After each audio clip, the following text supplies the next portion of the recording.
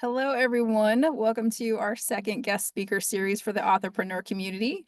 So these series of guest speaker events are meant to be value add for our Authorpreneur community, but they are also open to other people outside the community. So you can come in, check it out, and meet some people in our little sphere here. So a lot of our members from the community are here today, and we have David Lombardino, who is the founder and editor-in-chief of DLA Editors and Proofers, here to talk about everything you might want to know about editing to help you make the right decision, because there's different key points along the way of the different phases of getting published, but there are certain decision points that are bigger than others. And finding the right editor is probably one of the biggest ones, because obviously it's tied to the quality and the outcome of your book.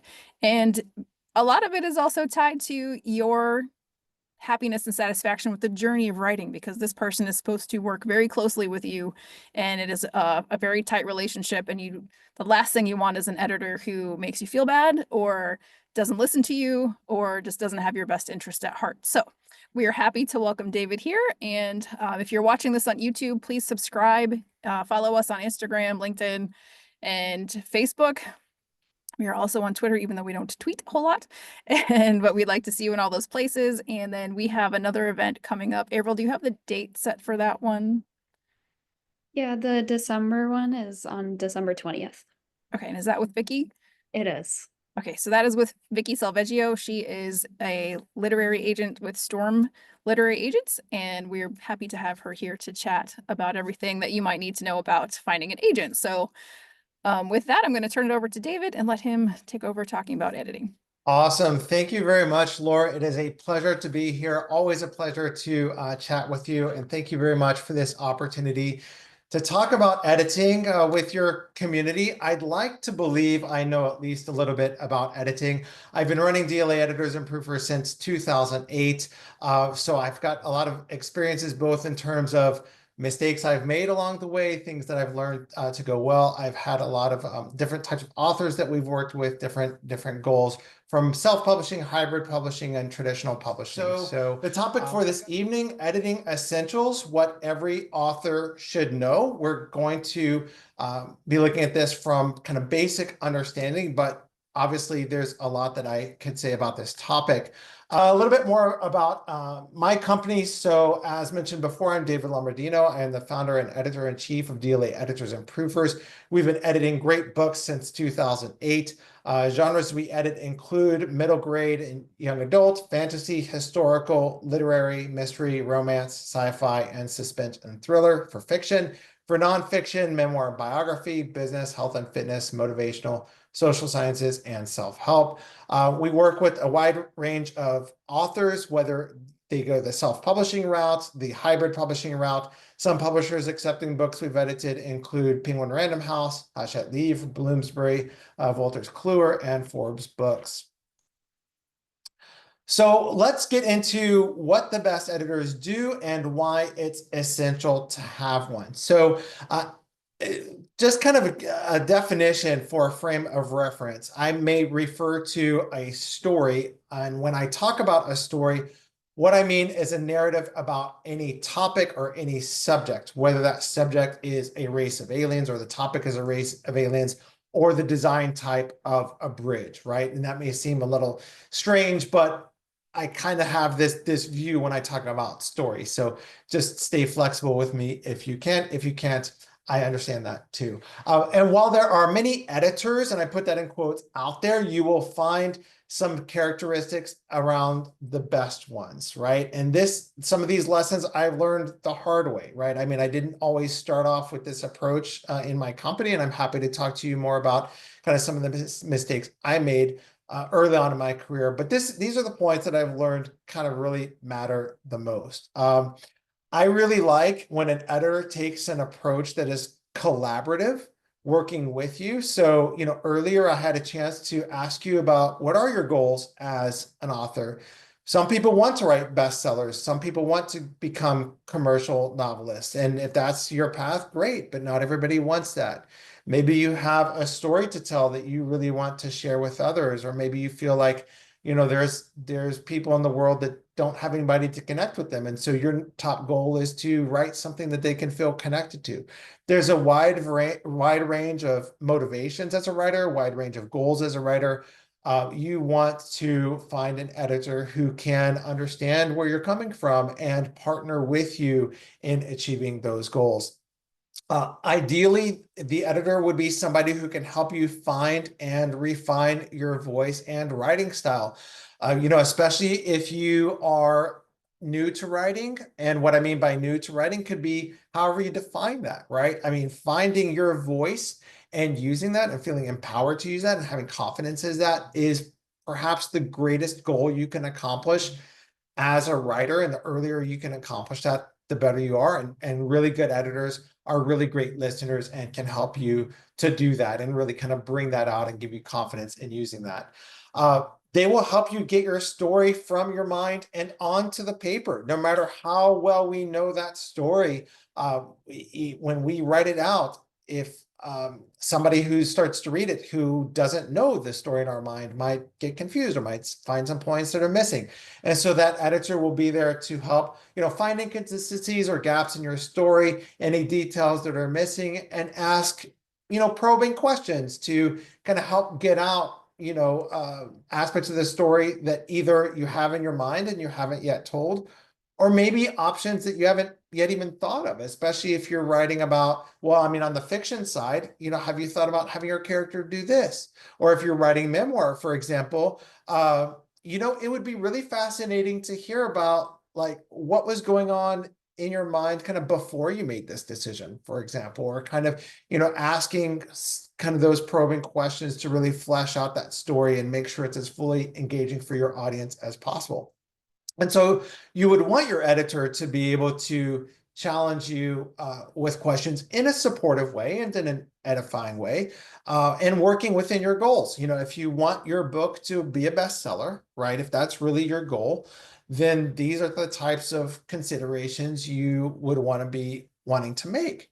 And then you as the author, the editor is empowering you to make that decision. And you as the author may say, you know what, actually, now that I think about it, it's not worth it to me to make that sacrifice or to make that change to my book so that I can get it to be a bestseller. It's actually more important for me to stay authentic or have the integrity with this aspect of my story than to change it and sort of sell out, so to speak. But if your goal really is to be a bestseller and you want to make that change, then you're empowered either way. And so that ultimately what the content of that book is, that your final product, every point in that book is something that you have in there intentionally, that you've made the decision, yes, it's in here for X reason, right?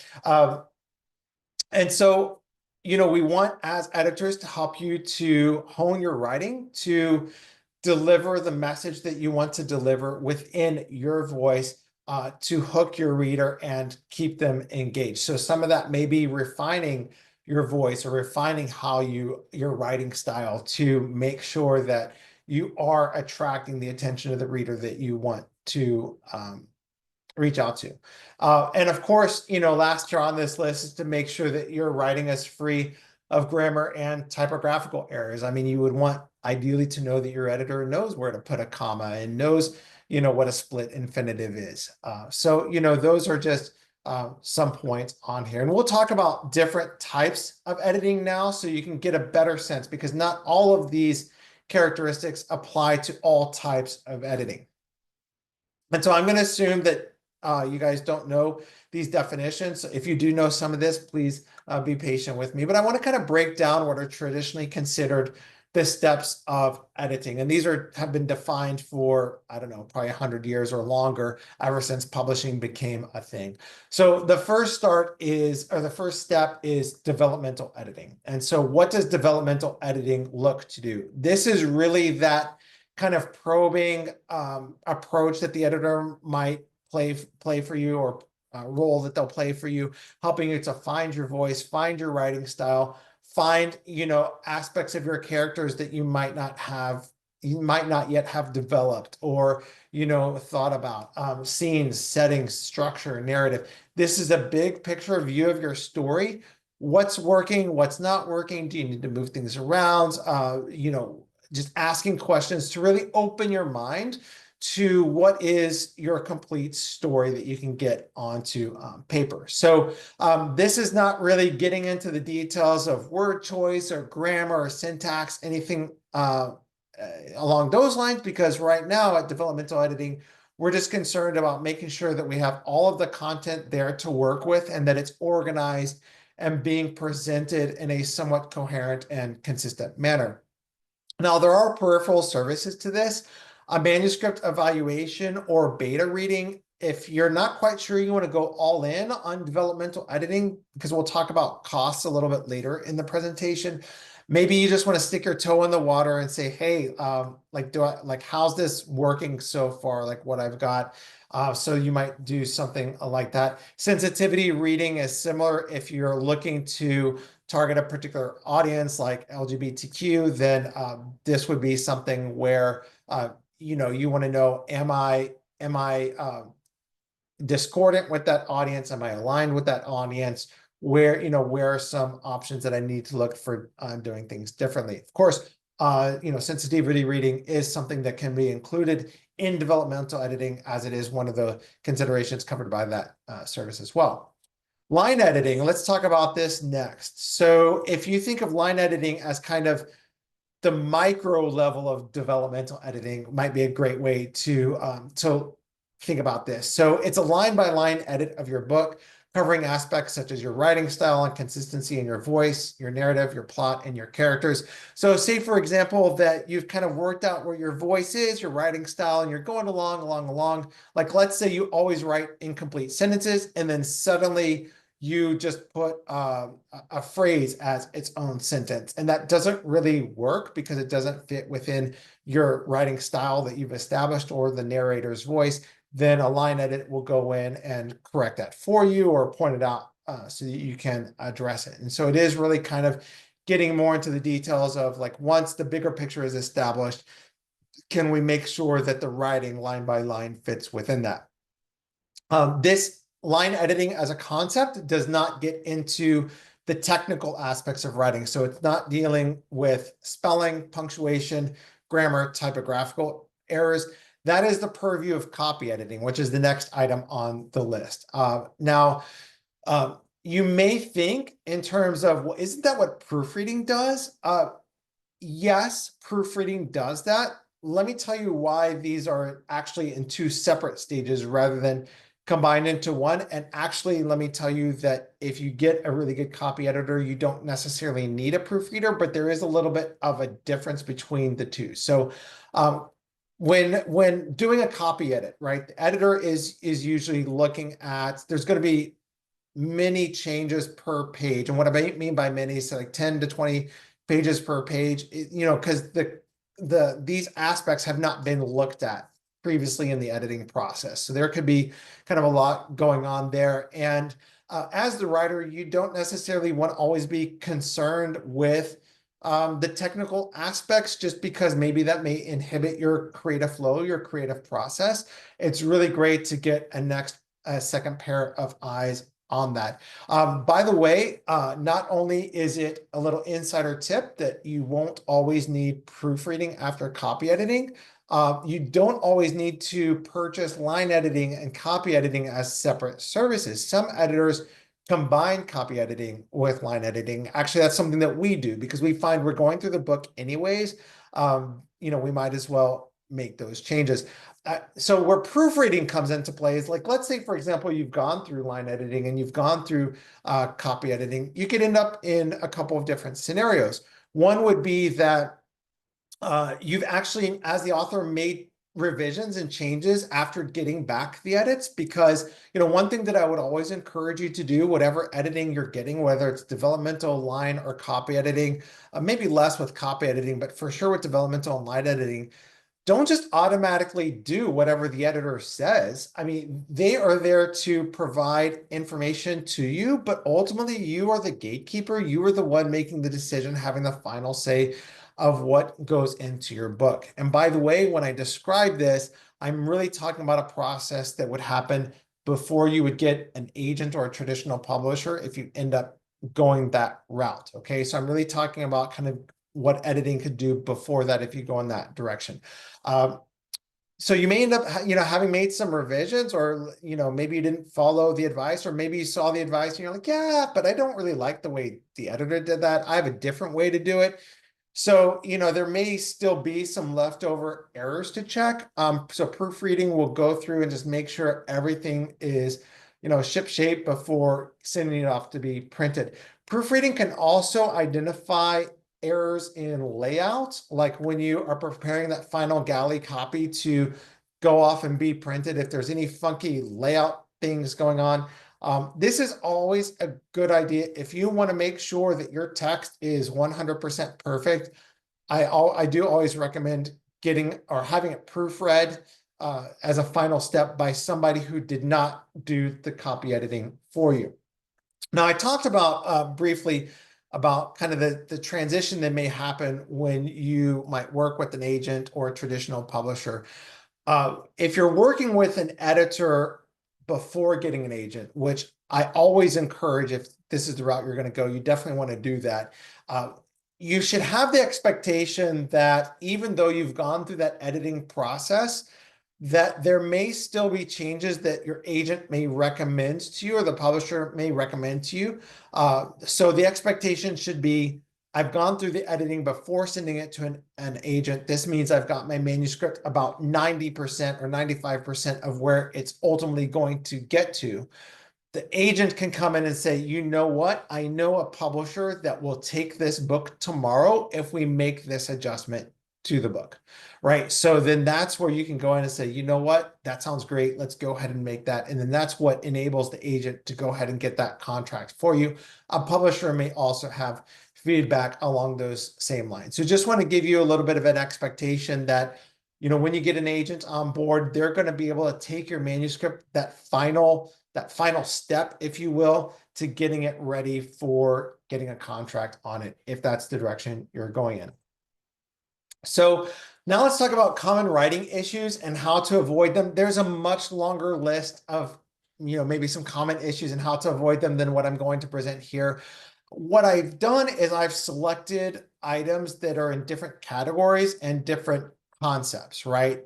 Just to help kind of get your feet wet with some of these ideas and to kind of give you an idea of when I first come across a manuscript, some of the things that I may look at where I could go ahead and say to the author, you know what, like I'll just go ahead and mention, you might want to pass through the manuscript looking at these items, maybe one by one, you do multiple passes, that sort of thing. But top on this list is telling versus showing. This is a common one for new writers. Also, I've noticed that the higher your level of emotional intelligence, maybe the more this is an area where you will struggle. And what do I mean by that? Well, when somebody has a high level of emotional intelligence, they are very much in the habit of being really perceptive about what somebody else may be thinking or feeling. And so they tend to operate in the world around them as knowing what somebody's thinking or knowing what somebody's feeling. That doesn't always make for really great writing, though, because if you just talk about like what somebody's thinking or feeling, that's not an engaging story for the reader in most cases. The reader wants to get engaged with action, with conflict, how our characters resolving conflict, etc. So that's what I have here. Telling is more describing like what you want the reader to know without actually showing it to them. Believe it or not, a really great way to learn about the difference between telling versus showing is take lessons from screenplays. And you may think, well, why in the world is he recommending reading screenplays if I'm trying to write a novel? Well, the reality is that nothing can be in a screenplay that cannot be seen or heard by the audience. So a screenplay has to be just about 100% showing and almost 0% telling. So pick a favorite movie you have or television series, and like Breaking Bad, for example. A lot of the scripts for movies and screenplays are freely available on the internet. You can do a search, find the screenplay, download it and see how it's written, and maybe read it alongside watching your favorite movie or series, and you can get a really strong sense of like how this works. Like if you have a character who's really worried, how does she show that she's really worried? Does she twirl her hair? Does she bite her nails? Does she, fix her jewelry? Is she messing with her hands, right? Like think of gestures or actions that the character can take that can not only show you what she's feeling or she's experiencing, but can also do that in a richer way. Like if you just tell me, oh, somebody's worried, that's somewhat vague. But if you show me like how does somebody behave, like she always bites her nails when she's worried, that's a richer detail that gets me more engaged in this character and being able to sympathize with her and get engaged in what she's going through. Along these lines, though, I want you to stay away from overwriting, right?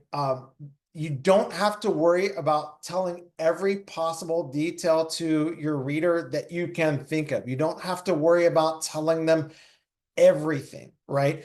So in this regard, I'm wondering if you maybe think that you're having this issue. If you are providing 5 adjectives for a character, can you choose just one? Or if you have 3 adjectives, can you choose just one? Or if you have 2 adjectives, can you choose just one? Or actually, can you choose a noun that really delivers your message without any adjective, right? And that's just, one idea. Or if you want to paint a scene, is there one particular detail that you can deliver that will really paint that image for you? So if you want to talk about, a city being or a town being in the Western United States, can we get a tumbleweed blowing across the road? If you tell me that image, there's cactuses around, right? Like I know cactuses only grow in a certain area, in a certain region, a certain climate. Like that's a detail that automatically gets me there, right? So try to use details, like really specific details to portray a complete idea. And then you'll find that the more specific you are with your writing, actually, the less you need to say to communicate your idea. Another item that we see often with writers that we work with, especially when they're in the beginning, is the concern to make their characters like real people, right? Oh, I got to make this like, this is what a person would really do. Okay. Well, that's not really why we engage in stories. We don't really engage in stories because we want to see what a real person lives their life like. That's probably pretty boring, actually. No, what we're looking at is we want to know specific characteristics, right? And so what you end up doing is you end up writing about your characters. You don't tell everything about your characters. You're choosing specific characteristics to write about. Oh, and by the way, if you're writing a memoir, you are a character, right? So when you are choosing certain characteristics to talk about in your memoir, you are automatically not including others, right? So you could even start to think of yourself as the character of your story. And maybe that is something that ends up being really beneficial to you if you're writing a memoir. But ultimately, characters are defined by their characteristics and how they respond to conflicts. So you learn about a character based on how they handle different conflicts that they end up in. Do they run? Do they hide? Do they, how is their reaction, right, to different conflicts that they get in? Okay, other common writing issues, vague writing or not getting to the point. I can read the first 10 pages of a novel and find that sometimes maybe the first few paragraphs or the first few pages are just kind of getting warmed up, so to speak. And actually, I find the real start of the novel or the book happens a few paragraphs later. And I'll say to the author, hey, have you ever thought about just going directly to this point? And if there's maybe 1 or 2 ideas from the part that precedes it that needs to be retained, maybe we can relocate those afterward. But you want to be aware that as a writer, if this is your writing process where you just are kind of writing whatever comes to mind, you may end up when you go back over it, finding that, okay, maybe where you started with writing is not necessarily the starting point of your story. As I mentioned previously, trying to be more efficient. Can you, not just in terms of, can you use one word instead of five, but can you use one sentence instead of two or three? Look at the ends of your paragraphs, for example. Do you tend to find that you have an extra sentence at the end of your paragraph? What I mean is, if you were to look at the sentence before the last one, does your paragraph already end there? What would it look like to just go ahead and delete that last sentence, right? Just an option for you to consider. Vague or inaccurate word choices. I got into this a little bit previously, but with your words, especially with your nouns, try to make them as specific as you can.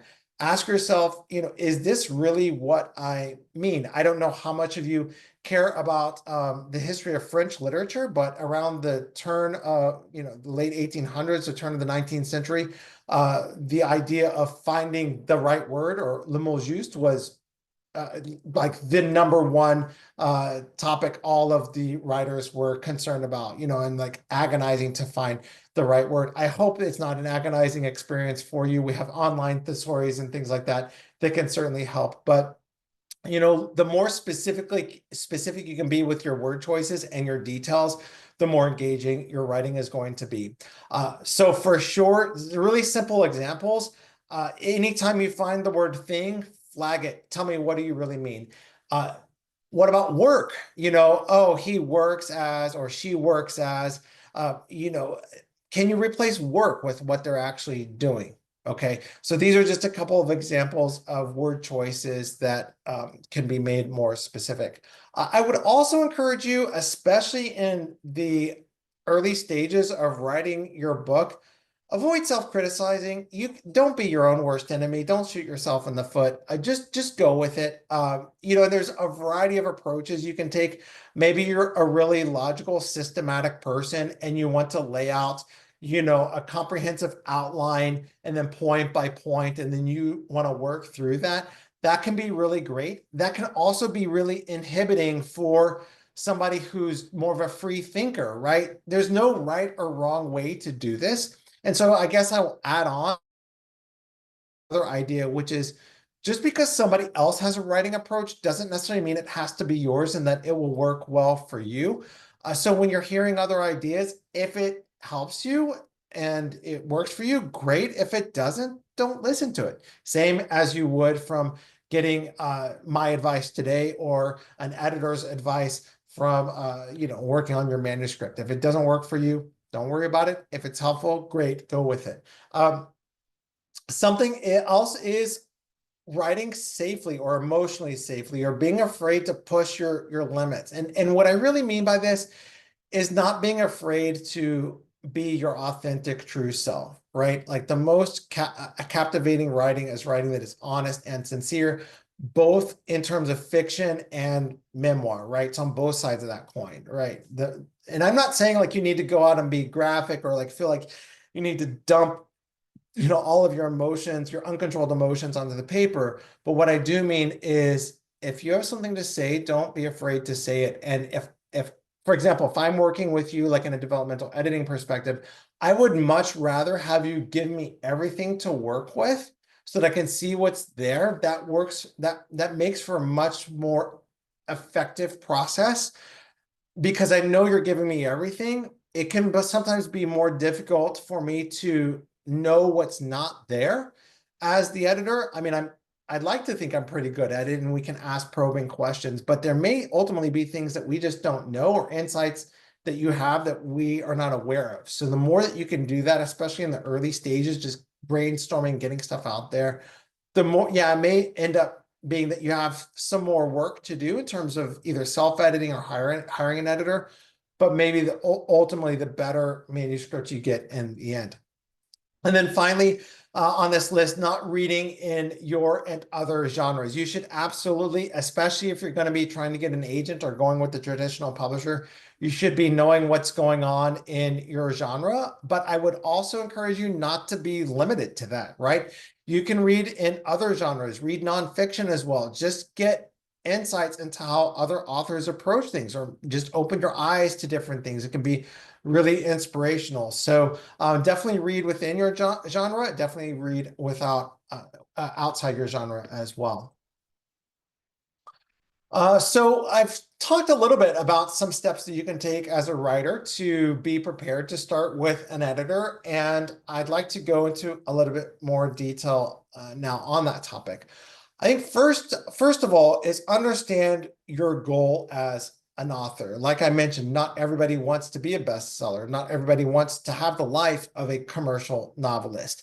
Be honest with yourself in terms of what you want your goal to be, because whatever your goal is, that's going to indicate, do you hire an editor? What type of editor do you hire? What type of service do you hire that editor for? What, changes are you willing to make to your manuscript? What are you not willing to make? So the more that you can be honest with yourself, the better that process is going to be. And what I mean by that ultimately is the happier you're going to be in the end. I cannot tell you the number of times authors have come our way who have worked with editors who have not taken that collaborative style that I talked about earlier. And they're like, you know what? I got my manuscript back and I just don't recognize it anymore. Or maybe they get to the point of, getting an agent recommends to make a change to it. And they're like, you know what? Like, no, it's not worth it to me. Like I could sell, 10,000 copies of my book, but I would be looking at that book in the bookstore as if it was somebody else who wrote it. Like, I don't want that to be your experience. And the way to navigate that is to just be honest and sincere with yourself in terms of what your goals are. Something else that you can do, I do always encourage to review your manuscript until you have found no more improvements to make. At the same time, you don't necessarily have to do this. So you don't necessarily need a complete manuscript, for example, to engage a developmental editor. Like, let's say, for example, you've written 30,000 words, you've got a synopsis, you've got an outline, you're about a third into the book. You've got maybe another 60,000 words you want to write, but you don't want to waste your time, or you want to make sure that you're on the right direction, or this kind of thing. This can help make the rest of your writing really efficient, or more efficient for you. You could engage a developmental editor at that point, but you definitely don't have to. Whenever you're going to think about engaging an editor, the more that you can do to make those changes to your manuscript that you want to make, go ahead and do that, because that will put the editor in the best position to give you the most value to you. But at the same time, do recognize, like, hey, I'm actually going in circles. I changed this sentence now 2 times before. Like, when you start getting into that point, that's time to stop and for sure start getting some outside assistance. But I would also tell you not only to be honest about your goals and what you're trying to accomplish with your book and your writing career, however you define that, be honest with your editing budget and goals. For example, how much money should you pay for an editor if your goal is to simply write down your life story to pass on to your children and grandchildren? If that is your only goal, do you really need to have an editor, right? Or if you're going to go on the self-publishing route, you just want to see that your book's in print, maybe you don't need an editor. On the other side, if you are getting an agent, I would strongly encourage you to recognize your need for an editor. Every single author who has gotten an agent and gotten a publisher has worked with an editor. No matter how famous they are, no matter how much you think, oh my gosh, this person is a brilliant writer, they have all had their books edited, usually multiple times, usually have gone through those different steps that I outlined earlier in the presentation. But, and we'll talk more in detail about the cost of these services. Maybe you ultimately decide developmental editing is not worth the cost. So we'll talk about in a moment what are the types of value that you can be looking to get out of developmental editing, and is it worth the money that you might pay for that? And along with that is understanding what the editing will and will not do for you. For example, you should not have the expectation that you can have whatever manuscript you've written and give it to a developmental editor and it'll come back to you ready to go to print and jump to the top of the list of the New York Times bestsellers. That's just not going to happen, right? Following every developmental edit, for example, there is going to be work for you to do. There's going to be questions as an author for you to answer, make adjustments to your manuscript or not, depending on the decision that you're making. Line editing, copy editing as well. Review those changes. There's work for you to do and make sure, because you are the final gatekeeper of your book, right? And so that's the role that you should be playing. Okay, let's talk more about how to find the right editor. And some of this I've talked a little bit about already, but I want to start off with, don't think you need a famous author to review your manuscript. Sometimes famous authors may offer to review your manuscript. For some reason, that was a bit of a mouthful. They may charge you $10,000 to read your manuscript. Is it really worth it? Probably not. They're probably not giving you so much more insight than somebody who is just strictly an editor. You'll most likely be overpaying for what you get unless you find a really great value in having a famous person having read your manuscript. I would also encourage you to meet with them over Zoom, before you think about hiring them. When you talk to them, do they listen to you? Can they tell you about a time they made a mistake, right? I mean, this is something where, a lot of editors think in terms of black and white. I know what the correct changes are to make. I know what's going to make this book great. And this is why the author is hiring me. Well, guess what? That may not be why you want to hire an editor. Maybe you want their insight, of course, but you don't want them to just steamroll over your ideas or your project or your vision. None of that, right? You're looking for a collaboration. So if they can be sincere and honest with you in answering a question like this, then that will show you some insight. Like, okay, maybe I can work with this person. I would absolutely ask for a sample edit of the first 10 pages. You want to know, especially line editing and developmental editing, you want to know the type of approach that they would take, the types of things that they would point out. Believe it or not, regardless of how qualified a developmental editor or line editor is, they are also influenced by the experiences they've had, their personalities, the other books they've read, the other books they've worked on. Certain things may stand out to them that would not stand out to another editor. So get a few sample edits, for example, and see, okay, actually, I do like the way this one is approaching it. But let's say, for example, that you're meeting with the editor by Zoom and you're like, oh my gosh, like this person just gets me, right? Like talking to them, you're like, yeah, I really want to work with the person. And then you get the sample edit and you're like, what? How did this happen? Like, how did I get this sample edit from this conversation that I just had? Well, I would highly recommend, don't just throw that in the garbage. Can you have a follow-up conversation with them? Can you talk to them and ask them about, like, can they adjust their approach to the editing? Can they, can you talk to them and have that collaboration to kind of get them aligned? And you say something like, when you gave this advice here, like that wasn't really helpful. Like, I didn't really see that you were just pointing out a problem, but I didn't see you pointing out a solution. I would have really loved to know what solution that you could propose. So that would be, just an option of how you could help establish a really great relationship and find the right editor as well. And then finally, ask for references. What other, what genres do you work in? Can I see feedback from authors that you've worked with? Can I talk to one of your authors? Basically see proof that they can back up what they say that they will do for you. Or if they are completely new to editing, at least that they are sincere and honest with that. So that what you're getting into with that. What else to expect when working with an editor? With developmental editing, starting with the conversation to get to know your goals for the book, as well as what you're willing to change and what you want to keep as it is. You should expect that they will give you a manuscript back with the changes tracked so you can see what was changed and what wasn't. When considering how much to pay for editing, recognize that there is great value to you beyond simply an improved manuscript. you may wish to consider how much you will improve as an author to go through something like developmental editing. So time and again, for example, authors that we work with will say, man, like not only did you make my book a lot better, I have grown so much through this process. I already know that when I'm writing my next book, I'm much more empowered to make that next book even stronger out the gate, right?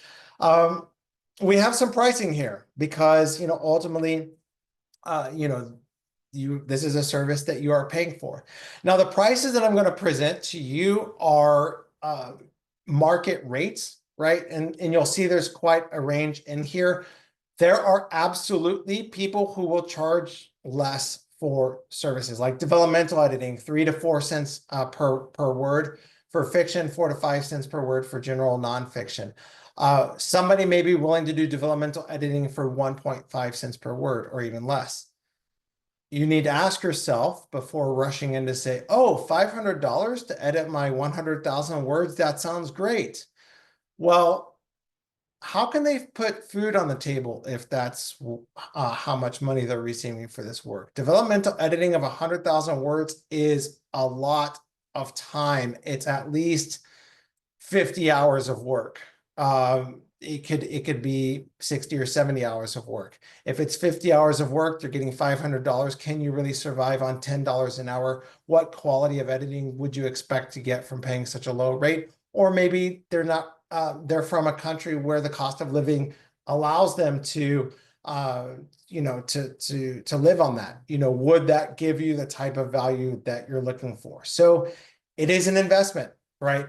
But it could be, and I get stories about this as well. Like, I've got 100,000 words. I know that's going to be a few $1,000s, so I'm going to go pay 500. But then that gives you absolutely nothing that you can work with, and you've lost $500, right? So just a couple lessons to learn on that. So additional pricing per word, line editing, you would be looking at 2.5 to 4 cents per word for fiction, 3.5 to 5 cents per word for general nonfiction. Copy editing, 2 to 3 cents per word for fiction, 3 to 4 cents for general nonfiction. As I mentioned earlier, though, you can save money here. You can find editors who can do line editing and copy editing as the same service, cuts your cost almost in half at this stage. And then proofreading. If you're going with self-publishing or hybrid publishing or an agent, you may not need proofreading for a variety of reasons. Self-publishing, if the copy editing has gone through and not really identified very many errors, if there's just been a handful of errors per page, you could probably be pretty confident with that. And same with hybrid publishing as well. And with an agent, a lot of times if a publisher is going to take it on board, they will have somebody perform a final proofreading in-house. If you are somebody who's, for example, if you're a business leader and you're going on speaking tours and you have written a book that complements those and you want to sell those, and you're really concerned about your personal brand, then absolutely you will want to do proofreading. You want to make sure that every, T is crossed, I is dotted, so to speak. So that's definitely a step that you would want to take. There are options to do price per hour. Rates can range from $35 for proofreading to $75 for specialized developmental editing. I used to do this. I used to have it where we would do quotes by hour. This ends up usually being a mess because a lot of times what we would do is we would provide our quotes on, say, like the first 10 or 25 pages of a manuscript, and then find out later on that the author spent a lot of time on making those first few pages really great. And then we get later into the manuscript and we're like, oh my gosh, all of a sudden it's finding apart. Our quote for the number of hours is way off. And then it just becomes uncomfortable to try to renegotiate that. And I do know my camera just cut out. Let me take care of that for a second. So we go with the per word rate, and I strongly encourage go with a per word rate. It is, you know, your fees up front, and then that makes sure everybody is clear and on the same page. You can expect to pay a 50% deposit up front with the remainder due prior to receiving the edits.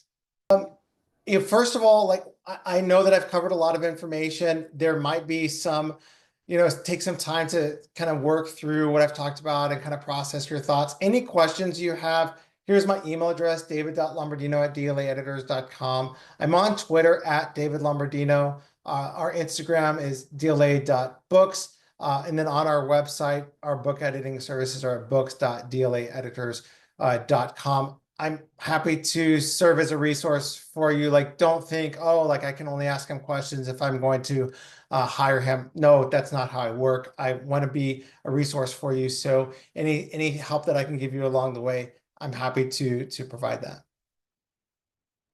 Excellent. Thank you, David. You're very much a go-giver, and that's why we were happy to partner with you. So Wildebeest Publishing is a hybrid service publisher, and we define ourselves as a responsible hybrid publisher, because if you've heard of vanity presses, there's a fine line between what we do and a vanity press, and the responsible part is the part that sets us apart. And so let me say apart again. And being the responsible publishers that we are, that is why we're here and we have this community, because we don't publish your book and then push you off a cliff and let you take care of yourself. We're here to support you in this journey for the rest of your life, and the rest for as long as you have your book and are marketing it. So that is what sets us different from other hybrid publishers out there. And we will continue to bring you content like this to help you on your journey and to make sure that as an author you survive and not just put your book out there, because once you made it that far, that's not the end, that's the beginning. So we want to help you with the rest of that. And so we're happy to partner with David and DLA Editors so that we can do more books. Otherwise we're limited to just our staff. So we have a partner team that the reason that we partner is that to give options as well. Like you said, you may talk to our on-staff editors and then say you want to talk to David as well, and maybe you can choose which one that you want, but you're still in our sphere and in our herd, as we call it, and we can still provide you those options also. Because I think, David, you have a team of what, 5? Yeah, we have a few editors working for me because they work in different genres, right? So this is something that we want to be able to provide to our authors. And ironically enough, if you contact me and you want to get editing services from us, I may say, you know what, I'm actually not the best editor for my team to work on this. Here's another editor who works for me who would be amazing for you to work with. I'm quite happy to. Ultimately, I want to see you get the best results, not only from the editing experience, but for your book. And so, yeah, the team that I have assembled, all of them are amazing editors, each in their own way. So yeah. Excellent. That's what makes us good partners. We both are responsible editors and responsible publishers working for your goals. So please follow us if you're watching, like and subscribe, and you can join our Authorpreneur community for 2 weeks for free. Check it out. That means you can come to 2 of our group meetings and no obligation to stay. You're welcome to just come check it out and say hi, grab whatever you need from us. Or if you like it, stay. Some people have joined, and Caitlin right here is a perfect example. She joined and was ready to publish her book within a couple of weeks. And others like April are here just waiting to see how her journey unfolds, but stay here to be accountable to her writing goals. So there's a spot here for everyone in this herd, and we're just here to do it together, because we also hear from authors a lot that it just feels like a lonely place. So David, do you have anything else that you would like to say? I know you get to talk about the feedback. Yeah, so I mean, I'll send out a survey to everybody who attended. It would be really great if you could give me feedback on how this webinar went. I hope it's been a great value to everybody. Laura, I want to thank you. I mean, it's always a pleasure to talk to you and partner with you on different activities. I want to thank you very much for this opportunity. It's been absolutely amazing. I love what you guys are doing there at Wildebeest, and wish you, every success as you move forward. Awesome. Thank you. And I look forward to doing more stuff together. So stay tuned. Like I said, subscribe, and we'll see you next time. April, when is our next one again? December 20th. Okay, so December 20th, save the date. We'll be talking to a literary agent about all the things you need to know, similar to this content, but about an agent. So thanks. Bye, everyone. Thank you.